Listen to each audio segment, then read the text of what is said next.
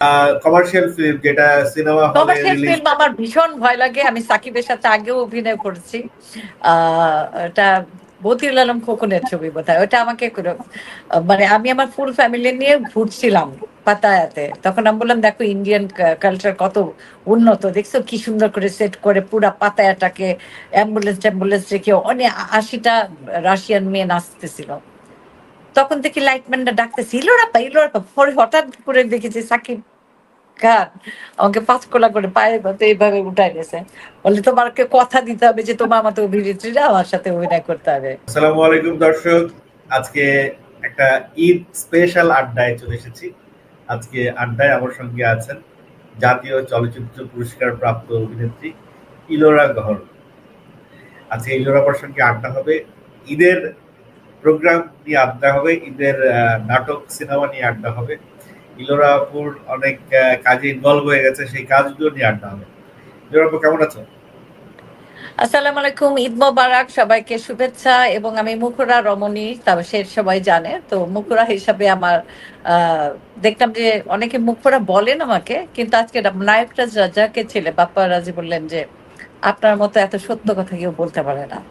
এটা আমার কাছে তুমুল লেগেছে, আজকেই দিয়েছে সেটা। আছো আমি কেমন? ভালো আছি। ইলোরা, শুরুতেই শুরু করতে চাই, তুমি ঈদের কয়েকটা নাটক, একটা নাটক ডিরেকশন দিয়েছো, ডিরেকশন শুরু করেছো, কাজ শুরু করেছো, সেই বিষয়ে কিছু ইনফরমেশন আমাদের দাও। আমার প্রফেশনাল আইডি দেখলে বা সিভি দেখলে অনেকে একটু মানে অবাক হবেন। আমার professional CV is very strong. So I have work for American bank, I have work for, আমি আমেরিকান ব্যাংকের জন্য কাজ করেছি, আমি বিএমডব্লিউ এর হয়ে কাজ করেছি আমেরিকাতে, আমি সাতু ক্যাসেল কি, তারপরে অনেক 5 স্টারের হয়ে আমি অনেকগুলো কাজ করেছি, এবং রান্নায় আমি বেস্ট শেফ ইন আমেরিকা, ইস্টার্নে আর আচ্ছা, কি। তোমার রান্না খাবো ইনশাল্লাহ আমরা, কিন্তু তোমার এই যে যে নাটকের ডিরেকশন শুরু করেছো নতুন করে। নাটকের ডিরেকশনে আসছি। তো আমার শর্ট ফিল্মের কোর্স করেছিলাম আমি ইউকেতে, লন্ডনে। তো লন্ডনে ওটা 2 মান্থসের কোর্স ছিল। তা ওইখানে আমার ভাই আলেকজান্ডার, ও হচ্ছে কি ইটালিয়ান কাম ব্রিটিশ, আমার চাচাতো ভাই, আপন চাচাতো ভাই। সে ওইটাতে কাজ করে পড়তো আর কি। ও অনেক 12 ইয়ার্স ফিল্মের উপর পড়েছে। তো আমরা বংশানুক্রমে, যেমন আমার বাবা এফডিসিতে আহ ক্যামেরা এনে দিছিল, কারণ তিনি 73 চাকরি ছেড়ে দেন, তারপরে বিবিসিতে জয়েন করেন। বাংলাদেশের প্রথম যে বিবিসিতে খবর পাঠ করতেন এবং বিবিসিতে চাকরি নেন, এবং বিবিসি থেকে সেকেন্ড হ্যান্ড ক্যামেরা এনে এফডিসিতে দান করেছিলেন। তো আহ, সেই পরিপ্রেক্ষিতে মইসুদ্দিন শাকিরকে আমি বারবার ধন্যবাদ জানাই, কারণ তিনি আমার হচ্ছে গিয়ে মানে ইলোরা গহর নির্মাণ করেছেন। আসলে ইলোরা গহর কে বানিয়েছে? বানিয়েছে হচ্ছে গিয়ে, প্রথমে আমি বলবো আমাদের সুরকার আলম খান। আমাদের সুরকার আলম খান মারা গেছেন, সেকেটাকে থাকতেন, ভীষণ দুর্দান্ত এলিসন ওয়ান্ডারল্যান্ড করছিলেন। ওই আমাদের সময় মানে ইন্টার স্কুল প্রতিযোগিতা হতো। তো নজরুল শিক্ষালয় থেকে আমি কালো দেখে আমাকে কোরাস গানও রাখে নাই কেউ। তো খুব দুর্বিষহ অবস্থা, জানলা দিয়ে তাকায় তাকায় দেখতাম। হ্যাঁ, তারপরে একদিন যে ফর্সা মেয়েটাকে নিয়েছিল, সে আমার বান্ধবী, মারা গেছে, হেলেন। তো ফর্সা টুকটুকা এলিসের মতোই লাগছিল। হ্যাঁ, তো ও না নাচ পারে না গান পারে, কিন্তু হচ্ছিল না ওটা। তা সেই দিন প্রিন্সিপাল আপা ছিল না, প্রিন্সিপাল আপা ছিল না। আমার মনে হয় সেই আলম খানের থেকেই বোধহয় আমি ডিরেকশনটা শিখেছি, আমার যেটা মনে হয়। হ্যাঁ, যে এইভাবে এটা করতে হবে। এবং আমি যখন চান্স পেলাম আলম খানকে দেখানোর, যে প্রিন্সিপাল আপা নাই, হেড আপা নাই, রেনু আপা নাই, আমি পুরো পুরো এলিসেন ওয়ান্ডারল্যান্ডটা 1 ঘন্টার পুরোটা প্লে করে দেখাই। মানে প্রজাপতি থেকে আরম্ভ করে খরগোশ ভালু সব আমি হয়ে আহ এলিস হয়ে গেলাম। তো সেইটা আবার মহিষুদ্দিন শাকির দেখতে গেছিলেন। মহিষুদ্দিন শাকিরের যে মানে প্রতাপ ছিল সূর্যদুঘল বাড়িতে, সেখানে শেখ নিয়ামত আলী ভাই আসলে প্রোডাকশনটা দেখতেন। হ্যাঁ, কিন্তু স্কেচ করা, কোথায় কি বসবে না বসবে, এবং একটা ওইটা কিন্তু মহিউদ্দিন ফারুক ভাই ছিলেন না, অনেক ন্যাশনাল অ্যাওয়ার্ড পেয়েছেন উনি, যেমন লাঠিয়ালের অ্যাওয়ার্ড পেয়েছেন। সুতরাং আমার স্কুলিং ওয়াজ সো গুড। আমার স্কুলিংটা একসঙ্গে স্কুলিং হয়েছে ডলি আনোয়ারের সাথে, শারমিলি আন্টির সাথে, রওশন জামিলের সাথে। রওশন জামিলকে অনেকে ভুল করেন যে আমার মা ভাবেন, তিনি আমার মা না। ওনার নাম বলে বলে আমার মা আমাকে মাঝে মাঝে ভাত খাওয়াইতে পারতো, আমি ভাত খেতে একদম রাজি ছিলাম না। আমি বইয়ের পোকা, এখন বই না পড়লে আমার মানে কষ্ট লাগে। তো আমার স্কুলিংটা ডিরেকশনটা আসলে সেই লেভেল থেকে, কারণ আনোয়ার আঙ্কেলের দেখতাম যে আমার আরেকটা বড় শিক্ষা হচ্ছে সত্যজিৎ রায়। হ্যাঁ, সত্যজিৎ রায় আমাকে প্রকটভাবে আমাকে এত ভালোবেসে আমাকে নিজের হাতে চিঠি লিখেছেন, সম্বর্ধনা দিয়েছেন। এইটা মানে এই সৌভাগ্য আর কারো হয়েছে বলে আমার মনে হয় না। সুতরাং আমার স্কুলিংটা খুব ভালো ছিল দেখে, আর পড়াশোনাটা তার মধ্যে আরেকটা ব্যাপার, যদি আপনি যত বই পড়বেন আপনি তত দূরে যেতে পারবেন। ধরেন 1800 সালের বই, 1700 সালের বই, আপনি যদি ম্যাক্সিম গোর্কি পড়েন, কাফকা পড়েন, তো আপনি এক একটা বিশ্বে ঢুকতে পারবেন। তো আমরা যখন বলি না যে লাহানুই বেঙ্গুলি কি পড়েছেন নাকি, তা আমরা তো মানে অস্ট্রেলিয়ার যে গানটা ছবিটা হিট হলো, হাম দিল দে তুকে জানো, ওটা মৈত্রী দেবী আর রবীন্দ্রনাথের গল্প, আর সাথে মির্জা আলিয়ার।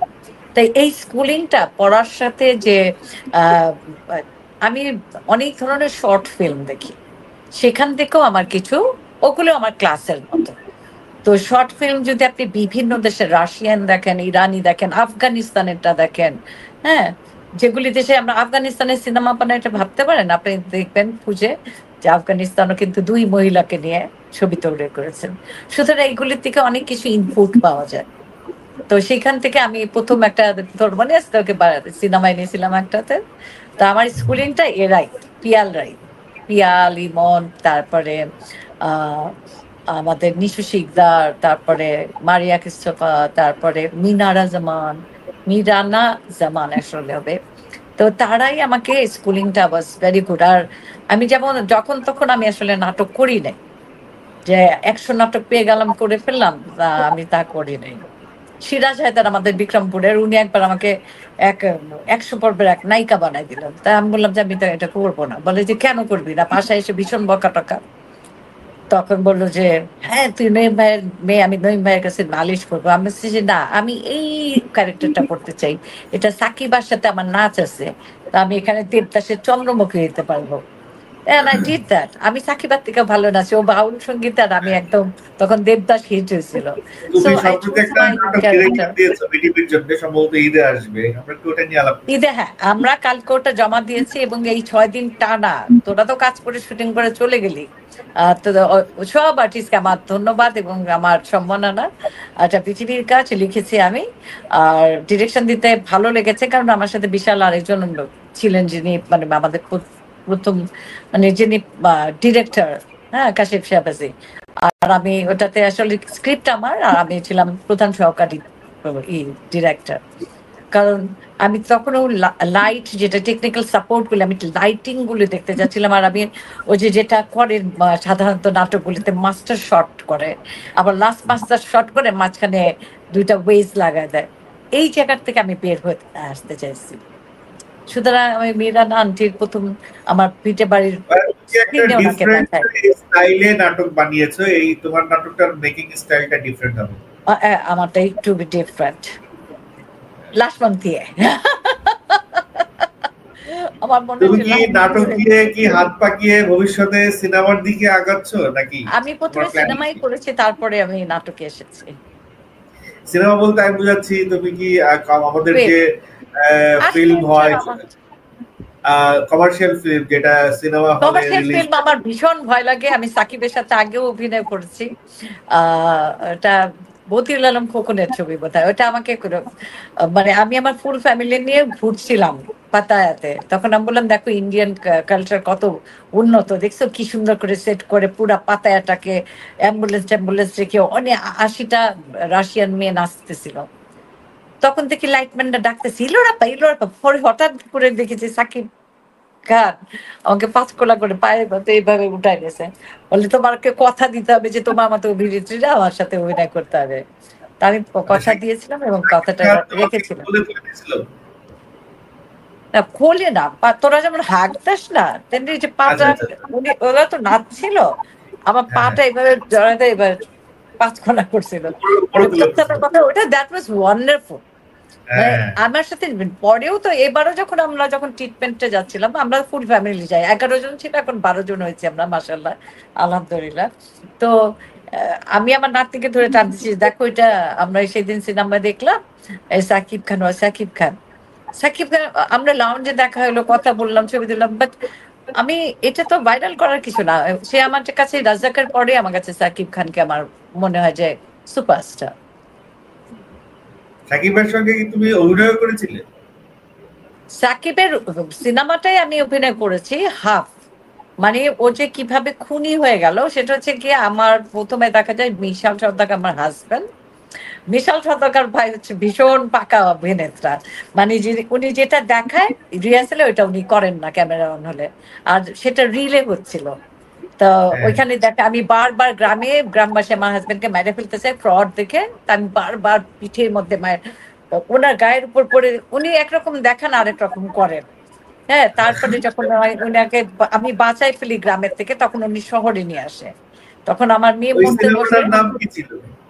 না আমি নামটা মনে করতে পারি না, মনে নাই, আমি আসলে ছবিটা গিয়েও দেখি নাই। আমি কথা দিয়েছিলাম সেই জন্য করেছিলাম, বাট বিশাল সদকার নিজের গাড়ি পাঠিয়ে আমাকে নিয়ে গেছিল। এবং যেটা ঢাকা শহরের হয়, ঢাকা শহরে আমার মেয়েটা মারা যায়, তখন আমি স্তব্ধ হয়ে যাই। তো আমি বললাম যে এখন বিশাল আপনি কি করবেন আমাকে বলেন, ওটা এফডিসিতে শুট হচ্ছিল। তখন বললো যে দরজা খুলে একটা এরকম দেখালো, কিন্তু দরজা খুলে যে যে অভিনয়টা উনি করলেন, ইট ওয়াজ ট্রিমেন্ডাস। মানে মানে আসলে ওনার সাথে সাথে অভিনয় না করলে জাত শিল্পী হওয়া যায় না।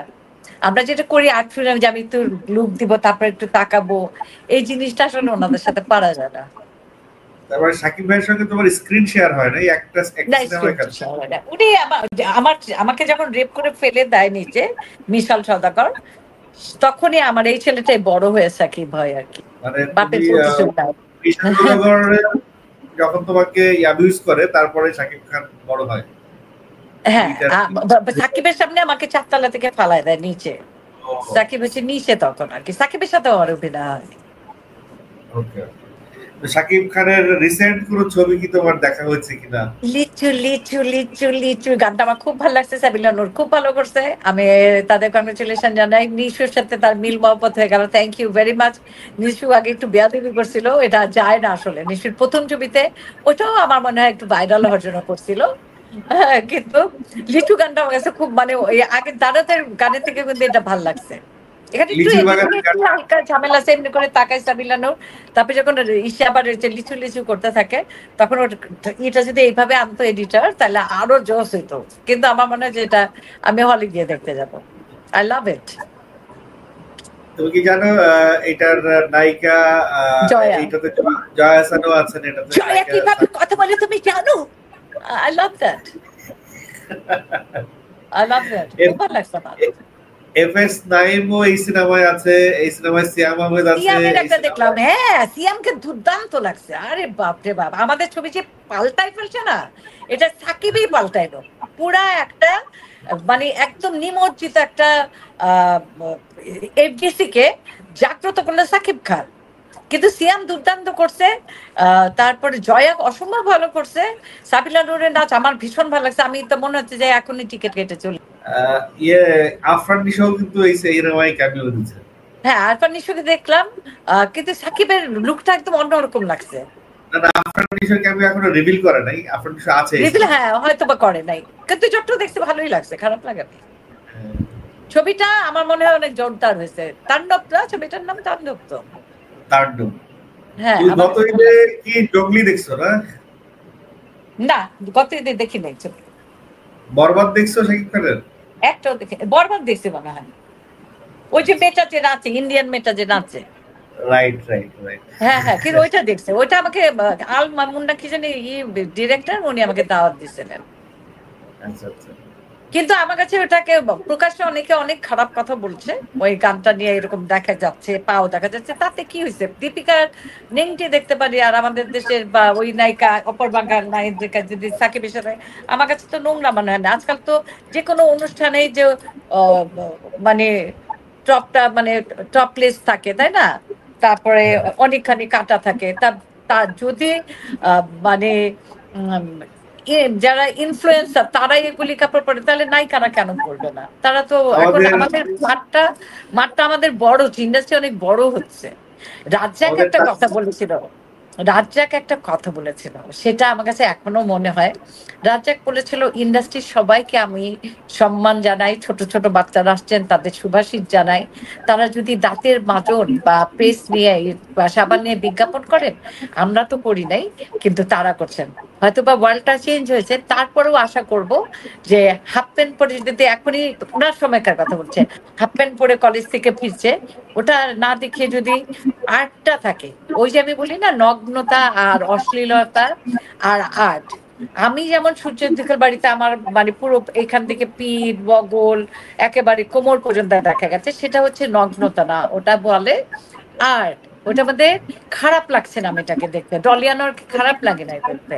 কিন্তু কিছু নায়িকা আছে যারা নাই মানে প্রপারলি নায়িকাও হয় নাই, শাড়ি এইখানে পড়ছেন একটা পিঠে মানে নাটকেও দেখছি, ওটিপিতেও দেখছি, ওগুলি নগ্নতার অশ্লীলতা। অশ্লীলতার মধ্যে, নগ্নতার মধ্যে তোমার আর্টটা যদি থাকে, তাহলে তখন তোমার অশ্লীল লাগবে না, খারাপ লাগবে না। আর মোদ্দা কথা হচ্ছে, আমাদের সিনেমা বা টিভি ইভেন্টস গুলো আমরা সব জগা খিচুড়ি করে ফেলছি আজকাল। প্রতি সপ্তাহে অ্যাওয়ার্ড সেরেমনি হচ্ছে এবং সবাই অ্যাওয়ার্ড নিচ্ছেন। যে কেউ অভিনেতা অভিনেত্রীর নাম জানা নাই। তুমি কি বলতে পারবা কোনো নাটকের ভালো নাম? আমাদের নাটকটা যদি যায় বিটিভিতে, আমরা তখন বলতে পারবো যে প্রপার আর্টিস্ট নেওয়া ছিল। হ্যাঁ, আমরা বলতে পারবো ভিটা বাড়িটার নাম।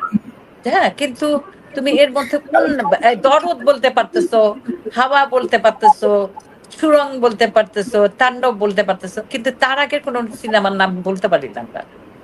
মৌসুমীর একটা সিনেমার নাম বলতে পারবা, সালমান শাহের সাথে করছিল, যে কায়ামাত সে কায়ামাত তাক, কপিরাইটস নিয়ে। কিন্তু পরবর্তীতে তো আসলে ওরা 1000 ছবি করছে না কয়েকশো, 300 ছবি করছে, ভালো কয়েকটা নাম বলতে পারি না।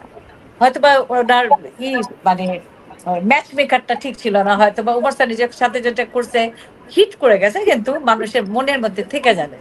যেমন রাজ্জাক কপুরের গান আমরা এখনো গাই, মন তো ছোঁয়া যাবে না, তারা সে তো দেবে না, ভালোবাসার পিঞ্জরে বন্দি করে নেবে তারে, সে তো হবে না। এটা কপড়ি আমরা জানি, এই মুভমেন্টটা উনি সবসময় ধরে রাখছেন। আর সাবানা ছেলে একটু চিপটা এরকম করে, এরকম করে চুলটা ছাড়া থাকতো। আর যদি কখনো দস্যু বন্ধু টনুর ছিল, তখন ওই ড্রেস পরে গান গাইতেন। আর ববিতা সবসময় চির সুন্দরী আমার কাছে।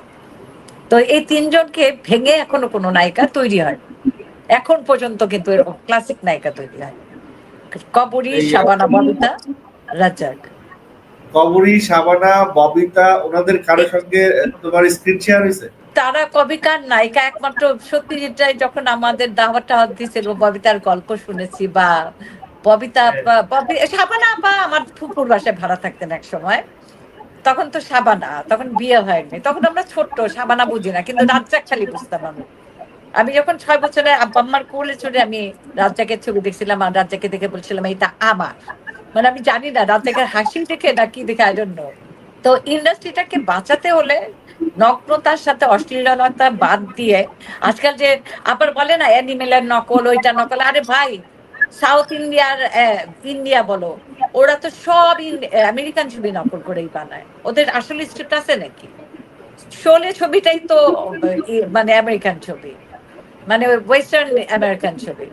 তাহলে ওগুলো বইলে তো লাভ নাই। তা আমাদের যদি নকল করে এখন ওই যে অ্যানিমেলে যে বাথরুম পরে হাইটা যায় না, এটা বোধহয় নিশো হাইটে যাচ্ছে আমার মনে হয়। তো এটা ববি নকল করলে কি অসুবিধা?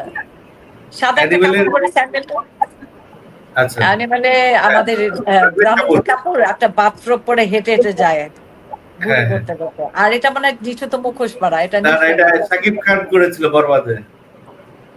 বরবাদটা তো দেখছি, কিন্তু এই তাণ্ডবেও একটা সিন দেখলাম। তুই আমাকে একটা ফুটেজ পাঠাইলি না, যেখানে অনেক ছবি দেখতে পারবা, ওখানে দেখলাম সাদা স্যান্ডেল পরা বাথরুমটা পরে হেঁটে যাচ্ছে, আবার একটা মুখোশ পরা, মুখোশটা খুলতেছে, ওটা নিশ্চয়, এটা নিশ্চয়। কারণ সিনেমার নিশোকে এখনো রিভিল করে নাই, না এখনো রিভিল করে নাই, কিন্তু একটুখানি তো দেখলাম নিশো। কিন্তু আমার কাছে সিয়ামকে খুব ভালো লাগছে। সিয়ামকেও রিভিল করে, তুমি যাকে সিয়াম মনে করছো সে আসলে না, আমি সিয়ামকে দেখছি তো, সিয়াম মুখটা এইভাবে, হ্যাঁ, ও আছে অঙ্কি, অনিকেত ওর নাম। রিভিলের ও দরকার নাই, যতটুকু দেখার আমি বলি আমাদের আমার আমি প্রিয় একটা তোমাকে বলি আপা, যাকে তুমি দেখছো ওই ছেলেটির নাম অনিকেত, ও দেখতে সিয়ামের মতো।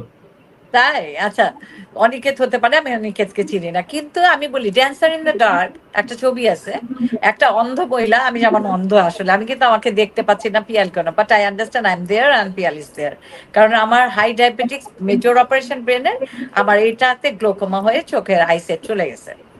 তাই স্টিল আমি যখন দেখি তখন আমি আমি লেন্স গুলি দেখি, আমি লাইটিংটা দেখি, সেটা কোথায় পড়লো, প্রপারলি ফেসে যদি প্রপার লাইট পড়ে ওইটা সৌন্দর্য কম থাকে, হাফ লাইট যদি থাকে তাহলে আরো সুন্দর লাগে। তখন মানে কি যে আমাদের যেমন আমি যেমন প্রপস এর উপর নির্ভরশীল, যে আমার কাছে কাপটা মগটা আমার ফেসের আগে ওগুলি যাবে। যেমন আমি এবার যখন আমি প্রোমো বানাইতেছি তা আমি দেখি যে বাজারের দৃশ্যটা নাই, আমি বলছি না তুমি এই মেয়ে নাম করুক আর না করুক এখানেই নামটা করবে, ওর গানটা দিয়ে আমি শুরু করবো, বলে এখানে নয়েজ, আমি যে বাজারের নয়েজ আই ওয়ান্ট, কারণ একটা নাটকে একটা বাজার থাকবে তাতে নয়েজ থাকবে না কেন? তো যদি ভালো কাজ করতে চান নয়েজটা আনতে হবে, ও বাচ্চা বান্ধবীকে আনতে হবে আমাদের, হ্যাঁ। So everything should be there. যেমন একটা পরিবার আমি দেখাইতে চাইছি, একটা ভায়োলেন্স হতে পারে সেটা আনছি, এবং এটা রিভিল করতে পারছি আমরা যে এইটা আমরা সমাজ সবাইকে মেনে নিতে হবে যে না এটা ভায়োলেন্স, মেয়েটা মেয়েটা মানে হয়েছে ভিকটিম মেয়েটা। আচ্ছা ইলোরা একটু পেছনে যাই, আমরা একটু পেছনে যাই। গত জুলাই আন্দোলনের পরে আমাদের অনেক আর্টিস্টকে হেনস্থা করা হয়েছে, আবার অনেক আর্টিস্টকে সঙ্গত কারণে বা অসঙ্গত কারণে মামলায় জড়ায় ফেলা হয়েছে, থানায় নিয়ে যাওয়া হয়েছে, অ্যারেস্ট করা হয়েছে। এই বিষয়টাকে তুমি কিভাবে দেখো? আমি রাজনীতিতে ঢুকলে আমার বিটিভিতে নাটক বন্ধ হয়ে যাব, কারণ বিটিভি এখনো কিছু কিছু আওয়ামী লীগের লোক এটা শোষণ করছে, শাসন করছে। তা আমি এখনো যেহেতু আমারটা ডেট পাই নাই, আমার বলতে দ্বিধা হয়, মানে এখন আমরা আবার সেই জায়গায় চলে গেছি যেখানে আমরা কথা বলতে কম পারছি, বলতে পারছি। ডক্টর ইউনূস ভালো করছেন, কিন্তু উনি যদি একটু উপদেষ্টাদের দিকে নজর দিতেন তাহলে উপদেষ্টা যেমন আর্মি অফিসাররা আমাদের মিডিয়াতে কাজ করতে পারে না, পুলিশ অফিসাররা পারে না, তেমনি উপদেষ্টাদের ওয়াইফদেরও উচিত না আমাদের মিডিয়াতে কাজ করা, তাই না? আচ্ছা আমরা তাহলে অন্য প্রসঙ্গে চলে যাই। সেটা হচ্ছে কি আমাদের নাটকের অনেক নায়িকারা সম্প্রতি সিনেমাতে খুব ভালো করছেন এবং করার স্কোপ তৈরি হয়েছে, যেটি গত কয়েকটা সিনেমায় শাকিব খানের সঙ্গে আমরা বিদেশি নায়িকা দেখতে দেখতে বোর হয়ে যাচ্ছিলাম, সেখানে সাবিলা নূরকে দিয়ে দেশি নায়িকার একটা, আমার তো খুবই ভালো লাগছে, আমার তো লিচু গান গাইতে ইচ্ছা করতেছে। অনেক ভালো। তারপর তুমি বলতে চাইছো আমাদের নাটকের নায়িকারা খুব ভালো করছেন? হ্যাঁ আমাদের দেশের নায়িকারা খুব ভালো করছে। আমি তো বলবো যে কি যে আল মামুন না কি জানি অনন্য মামুনের মেকআপ সিনেমাটা বন্ধ করে দিছে। এই লোকটা তো আগে অনেক ছবি করছে, ইন্ডিয়ান ছবি বাংলাদেশে আনছে, তার একটু সেন্স থাকা উচিত এটা বাংলাদেশ। ওটিপি বললে তুমি চালু করে দেবে সবকিছু, ওটিপিতে যাই যাক, আমরা কিন্তু এখনো ইন্ডিয়ার মতো মেধা আমাদের আসে নাই। আমাদের আর্টিস্টগুলোর পড়াশোনা তো দেখতে হবে। সিয়ামের পড়াশোনা ভালো, ওর মা MA করছে সেটা বুঝলাম, কিন্তু সব নায়িকার কি একই? এখানে সিদ্দিক ভাইয়ের বউ নাকি মানে এক্স ওয়াইফ কাজ করতে চায়, তারা তারা তারা কোন নায়িকা আমি জানতে চাই। এই জন্যই বললাম তো রাজ্জাক কবরী, শাবানা ববিতা আর জন্মাবে না। সিদ্দিক সাহেবের স্ত্রী শাকিব খানের নায়িকা হতে চায়, সে সাবিলা নূরকে, মানে অসম্ভব কথা এটা কি শাকিব খান মাইনা নেবে? আবার আরেকটা গাদি আছে, একটা গাদি আছে উটের দুধ ছাড়া বলে কফি খায় না, উট নিয়ে আসবে, নাম তো জানি না, কালকে এক সাংবাদিক আমাকে বলতেছি।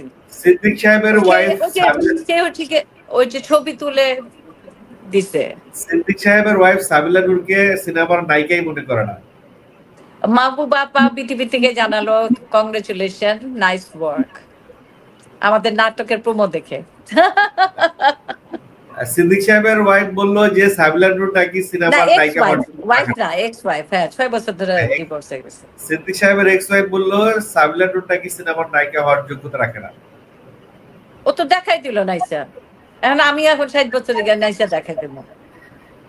যে রাখে তাকে তো বলতে হবে যে আমি তো একসময় বলছি সাবিলা নূর তার জায়গাটা ধরে রাখতে পারে নাই, আজকে আমি বলছি তো সাবিলা নূর টিভি ইন্ডাস্ট্রি খুবই ভালো কাজ করছে। আর সাকিব খান থাকলে ছবি হিট, অন্য নায়ক যদি না থাকে সাপোর্টিং অ্যাক্টর নিশোকে মানাবে। হ্যাঁ, তোমরা তখন ওরে বলতে পারো যে ববি, কিন্তু সাকিব খান মানে ছবিটা হিট হবে। তার কিছু দর্শক আছে ভাই, আমি যখন দেখবো সিয়াম আছে আমি যাব ছবিটা দেখতে, আমি যখন দেখবো সাকিব খান আছে তখন আমি যাব, কিন্তু অন্য নায়ক থাকলে একা একা যাবো না। যেমন অনন্ত জলিল অসম্ভব টাকা খরচ করেন, ওনার উচিত অন্য নায়িকা নিয়ে কাজ করা। এই টাকাটা একটু ভালো ডিরেক্টরে দিলে উনি অনেক প্রফেশনালে অনেক উন্নত করতে পারতেন, কিন্তু অনেক টাকা ঢালছেন একই নায়িকাকে। এবং নায়িকা বর্ষাকে তো দেখলাম একটা টিভিসি করছে কে অনন্ত জলিল ছাড়া। তা বর্ষার উচিত অন্য নায়ক না, যে উনি আবার না করছেন যে কাজ করবেন না, কাছে বর্ষা দেখতে খুব সুন্দর, ওনার উচিত কাজ করা। ওনারা জুটিটা ভেঙে অন্যদের সাথে কাজ করলে, আর যেই পয়সা ওনাদের আছে, ওনারা সত্যিকার, আমি তো জানি যে ব্যান্ডের জিনিস কি আছে, আমি আলমারি করলে তো বুঝি, তা ওনার ড্রেস দেখলে বুঝি। ওনার বরঞ্চ ওনার শাড়ির কম্বিনেশন খুব খারাপ, দাম দিয়ে কেনেন শাড়ির কম্বিনেশন, তার থেকে বসার উচিত দেখতে সুন্দর। এবার কেনও গেছেন উনি, হ্যাঁ, তো ওনার উচিত অন্যদের সাথে কাজ করা। অনন্ত জলিলের উচিত ওনার এই যে সবাইকে বাদ দিয়ে বলছে রাফির সাথে একটা কাজ করলে পারে, আমি বলবো তাই, আমার তাই মনে হয়। যেমন আমি বলি জ্যোতি চিত্রায়ের প্রথম তিনটা ছবি টিম ইন্ডাস্ট্রি সবচেয়ে সুপার ডুপার হিট, কারণ ওই ডিরেক্টরের সাথে ওই ওনার বন্ধু ক্যামেরাম্যান ছিল। যেমন আমাদের সুচিদিকুল বাড়ির, হ্যাঁ, মহিউদ্দিন শাকেরের ক্যামেরাম্যান ছিল আনোয়ার হোসেন, কিন্তু যখন উনি দুখাই করলো মশিদুল ইসলামের সাথে ওনার ছবি আর একটাও হিট হয় নাই, ওই চাকা ছাড়া। দুখাই মুখাই দেখলে মনে হচ্ছে আমরা ঘুমায় যেতেছি। এই লং শট, এই লং শট, মানে ওখানে আনোয়ার হোসেন তার কারুকাজ দেখায় নাই, কীর্তি ছিল না। আমি যদি সৃজিতের কথা বলি, সৃজিত অটোগ্রাফ বা তার আগের ছবিগুলিতে যত ভালো করছে, এখনকার গুলি মনে হয় নাটক বানাচ্ছে, তাই না? সৃজিত আস্তে আস্তে ধসে যাচ্ছে। তা ঠিক সেভাবে অনন্ত জলিল মানে পয়সা খরচ করছেন, কিন্তু ক্যাটাগরিলি ওনার ডিরেক্টর চেঞ্জ করা উচিত, এবং প্রোডাকশন ওয়াইজ ছবির নাম বদলানো উচিত, এবং ওনার শিল্পী বদল করতে, নাহলে এই জুটি নায়ক নায়িকা ওনার তো জুটি হতে পারছেন না, যতই ছবি বানান। আমরা যেমন রাজ্জাক কপুরই বলি, একা হয় না কিন্তু। আবার ববিতার সাথে ও চোখেই চোখ পড়েছে যখনই আমি হলেম কলঙ্কিনী, এই ববিতার সেই রূপ রঙ্গ, এগুলিকে আমরা পাবো না তো। সাবানা কি পাবো? গীতিমন এই দিন চিরদিন বুঝিয়া রইলো না, তা সব জায়গায় রাজ্জাক। তা মন বলে খুলে গেছে অলিভিয়া এরকম, তখন তো দিতে অ্যাংলো ওইভাবে চোখটি করতে পারে না, পা দুটা ধুলাচ্ছিল, সেখানেও ঝড়ের পাখি রাজ্জাক। সো রাজ্জাক যেরকম করে নায়িকাকে পরিবর্তন করতে পারতেন, অনন্ত জলিলের উচিত নায়িকা পরিবর্তন করা। একটা জিনিস তুমি কি খেয়াল করছো ব্যাপার, সেটা হচ্ছে যে রিসেন্টলি আমাদের কস্টিউম ডিপার্টমেন্টটা খুব ভালো ইমপ্রুভ করছে সিনেমার আর্টিস্টদের যে কস্টিউম গুলা। Costume is good, yeah, costume, কারণ ওরা ওপার বাংলা থেকে শিখে এসেছে। কস্টিউম ডিপার্টমেন্ট আমার মনে হয় ওপার বাংলার সাথে আমরা মিলেমিশে কাজ করছি আসলে। আমার মনে দীপিকা একবার ঠ্যাং দেখানোর পর থেকে ঠ্যাংগুলি সবাই উদাম করা শুরু করলো। দীপিকা ঘোষণা দিল আমি আর ঠ্যাং দেখাবো না বাচ্চা হওয়ার পরে। she knows মানে how to tackle, she knows। কিন্তু আমাদের দেশের থেকে এখন সবাই দীপিকা পাদুকান হতে যাচ্ছে, এটাই প্রবলেম হয়ে গেছে। ইভেন ইনফ্লুয়েন্সাররা, মানে আজকাল সপ্তাহে তুমি শিল্পী সমিতি বলো, ইকুইটি বলো, তারপরে ইনফ্লুয়েন্সার বলো, সব মানে ইভেন যারা সবচেয়ে বেশি আমাদের ইন্টারনেটে যে ই কমার্স বা যেটা ফেসবুক বলো বা ইউটিউব বলো, সবচেয়ে নোংরা বানায় ফেলতেছে, ডার্টি, এবং প্রেমটা এত সস্তা বানায় ফেলছে। এবং সব পোর্টালরা প্রথমেই জিজ্ঞাসা করেন আপনি উদাম হচ্ছেন, আপনার গায়ের জামার দাম কত, আপনার ডায়মন্ড পড়েছে না, মানে what kind of journalist they are not journalist, এদের বলে পোর্টাল, এদের কোনো জ্ঞান তামাশা। আমার কাছে যখন আসতো ফারুকির টাকার অঙ্ক বলেন, ব্যাংক ব্যালেন্স বলেন, ওগুলি তো ওরা ছাড়ে না, ভাবতেছি যে না আমিই বলতেছি। তা আমি বলে আমি কেমনে জানবো ব্যাংক ব্যালেন্স আরই 1000 কোটি টাকা হইব তো আমি বলতে পারি না তো। তা ঠিক এইভাবে আমাদের শিল্পী কিন্তু উন্নত হয় নাই। কিছু নায়ক আসছে, নায়ক আসে, নায়িকা নাই। জয়ার যেমন একটা বয়স হয়েছে, এই না এটাতে একটা করে গেছে, তারপর আর কয়টা ছবি করতে পারবে? জয়া তো আসলে ওই পানের নির্ভরশীল। অনেক বছর পরে একটা আসছে, তারপরে এখন দেখবা আবার সিনেমার খেলা হইতে পারে, জয়া তো হাসিনার থেকে এটা করেছে সেটা করেছে। এখন আসলে এগুলি বন্ধ করে দেওয়া হচ্ছে। শিল্পী নাই যে দেশে, সেখানে জয়ার পিছনে দৌড়ায় এত লাভ নাই, তিশার পিছনে দৌড়ায় এত লাভ নাই। তাহলে তো শহীদুজ্জামান সেলিম মতো কাজ করছে, তাহলে তার অনেক আর্টিস্ট কাজ করছে মুজিবে, তাহলে তো ইন্ডাস্ট্রি খালি হয়ে যাবে। তার থেকে আমার বরঞ্চ মনে হয় আমাদের নায়িকার উপর নির্ভরশীল হওয়া উচিত। মাহজাবিন কয়টা ভালো কাজ করবে, হয়তো ওর হাজবেন্ডেরটা করবে বা আহ রেদওয়ান রনিদেরটা করবে, কিন্তু নায়িকার সংকট আমাদের প্রকট। কেন নায়িকার সংকট? এক হচ্ছে মূর্খতা, দুই হচ্ছে টাকার পিপাসা, তিন হচ্ছে গিয়ে কখন আমি কত টাকার গাড়ি কিনতে পারবো। বিএমডাব্লিউ আজকাল ওই যে ভাইরাল হয় না, টিকটকাররা হয়ে যাচ্ছে, বিএমডাব্লিউ কিনছে। So this things are so easy. এটা পুরাটাই ফ্যাসিস্ট গভর্নমেন্টের দোষ। কারণ একছত্র ভাবে তারা নাট্যশিল্পীদের আমাদের সময় তো মানে জাতীয় চলচ্চিত্র পুরস্কার মানে খালি রাজ্জাক কবরী, শাবানা ববিতা, রোজিনা এরা না থাকতেন, হ্যাঁ, খালি সিনেমার ডিরেক্টররা থাকতেন, মানে এই জিনিসটা ভাঙতেন না, ওখানে টিভি টিভি শিল্পীরা ঢুকতে পারতেন না। আবার টিভির আলাদা জগৎ ছিল। তারপর আমরা প্রথম আলো পাইলাম, প্রথম আলোতেও শেষের দিকে এখন টাকার খেলা, যে টাকা দিতে পারবে সে প্রথম আলোতে। আবার ভোটের খেলা, এগুলো সব টাকার নির্ণয় হচ্ছে, যেটা বাচা হয়ে গেছে। আমাদের সময় বাচা যখন টিভিতে খবর আসলো, আমি বাচা অ্যাওয়ার্ড পাইছি, হ্যাঁ, এটা খবরটা আসলো, আমরা হঠাৎ শুনতে পাইলাম, বা আমি ন্যাশনাল অ্যাওয়ার্ড পাইলাম, এটা খবরটা শুনতে পাইলাম। বা যখন আমরা প্রেসিডেন্ট ভবনে যাইতাম তখন ওই শাবানাকে দেখলাম বা রোজিনাকে, এইভাবে দেখছি। আর কপরি ছিল আমার নানুর ছোট বোন, যে পুটি নানি, তার বান্ধবী, হ্যাঁ। তো তখন আমি কবরীর বাসায় গেছি, তখন আমরা তখন ছোট, তখন আমি সূর্যদীপের বাড়ি পড়ছি 7-8-এ পড়ি, রাইট, পড়ে ফেলছি। তো কবরী বললো সিনেমা কেমন লাগছে। আবার আমার ফুপু যেমন নাজমা আনোয়ার, রেশমা আন্টি, হ্যাঁ, তার তো আব্বার খেয়েছেন। নাজমা আনোয়ার একদমই চান না যে আমি নাটক করি, একদমই। উনি কিন্তু প্রথম আলো অ্যাওয়ার্ডের সময় ছিল, বলে কি বাসা যাওয়ার পরে মাইন্ড দেবো, আর নাটক করবি না। সুতরাং ওনারা অনেক কিছু ফেস করছে, যারা জাত অভিনেত্রী তারা অনেক কিছু ফেস করেছে। তো আসলে এই কারণেই নায়িকা সংকট, এই না, নায়িকাদের আসলে আমাদের তো ইন্ডাস্ট্রিতে এখন এত সবাই যদি খালি গায়ে হয়ে যায় তাহলে তুমি কাকে নেবা?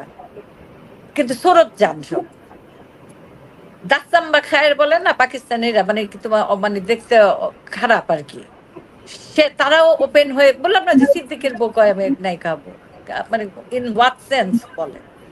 ওই যে মেয়েটার নাম হয়েছে কি মিষ্টি, মিষ্টি আমার মনে হয়েছে মিষ্টি সাম না কি মিষ্টি জানি, দুবাই, আমি দুবাই এত কিছু করি। ও মিষ্টি জান্নাত, কি নাম? মিষ্টি জান্নাত। হ্যাঁ, আমি সাকিব খানের নায়িকা হতে পারি, ডেটিং এ যেতেও পারে, এগুলি বলে কি নায়িকা হওয়া যায়? ববিতা কি এই কথা বলবে? এখন তো ববিতার বয়স প্রায় আমার মনে হয় 70, তিনি তো এখন অভিনয় করছেন না, তারপরে তো উনি বলবেন না। উনি এখনো সত্যজিৎ রায়ের কথা মনে করে ভয় পান। উনি জহির রায়, উনি শিশু শিল্পী ছিলেন তো। তো জহির রায়ের একটা ছবিতে, ওটার নাম কি, সংসার নাকি জানি, ভুলে গেলাম।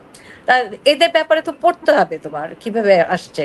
সুমিতা দেবী কিভাবে, যদি জাগু হওয়া সাবেরা, যদি দেখো জাগু হওয়া সাবেরা তো ওই আমলে বন্ধ করে দিছিল, ওটা যদি ওই টাইমে রিলিজ করতো অস্কার পাইতো। খানাতাকেই তো আমরা সম্মান করতে পারি না। এই ফ্যাসিস্ট আমলে খানাতাকে বলা হয়েছে কি জানি, রাজাকে তো বলা হয় না, কি জানি বলা হয়েছিল, রুনা লায়লাকে বলা হয়েছিল। মানে কত বড় সাহস খানাতাকে বলে। খানাতার তো 2 পায়ের পাতার মধ্যে আমি চুমু দিতে চাই। মানে জাগুয়া সাবেরা করছে, উনি আবার তোরা মানুষ করছে, আমি তো তার সাক্ষী। আমার দাদু যুদ্ধের পরে, আমরা তো তখন ছোট, কলাবাগানে দাদুর বুকের মধ্যে শুয়ে থাকতাম, কিন্তু দাদু তাহাজ্জুদের পর থেকে দাদুর পাশে একটা কুয়া ছিল, ওখানে মুক্তি বাহিনীরা যারা ফেরত আসছে যুদ্ধের পর, এটা আমি 72-73 গল্প বলছি, তা আমরা বলতাম কি ভূত আসছে ভূত আসছে। তারপরে আব্বা এই গল্প অনেকদিন শুনলো। একদিন দাদু ওই তাহাজ্জুদের পরে কুয়ার পাশে বসে থাকতো, কারণ মুক্তি বাহিনীর কিছু বাজিরা ওই অস্ত্র নিয়ে মানুষের বাসায় রাহাজানি করতো, মানে রাত্রেবেলা গিয়ে করতো, ডাকাতি, আমাদের সে ডাকাতি হয়েছে। আমি ওই গল্পটা পরে আসি। তো আব্বা তখন বললো যে মা তোমার বাসায় এরকম, তখন আমরা মগবাজারে থাকি। তা আব্বা গিয়ে একদিন রাতে বেলা দাঁড়ায় থাকলো কুয়ার পাড়ে। যারা অস্ত্র নিতে আসছিল মুক্তি বাহিনী, সত্যিকারের মুক্তি বাহিনী, বলে তোরা আজকে আমার কাছে অস্ত্র জমা দিয়ে যাবি, তোরা আজকে আমার কাছে অস্ত্র দিয়ে যাবি, দেশ স্বাধীন করছিস কি ডাকাতি করার জন্য? ডাকাইত হচ্ছিস তোরা।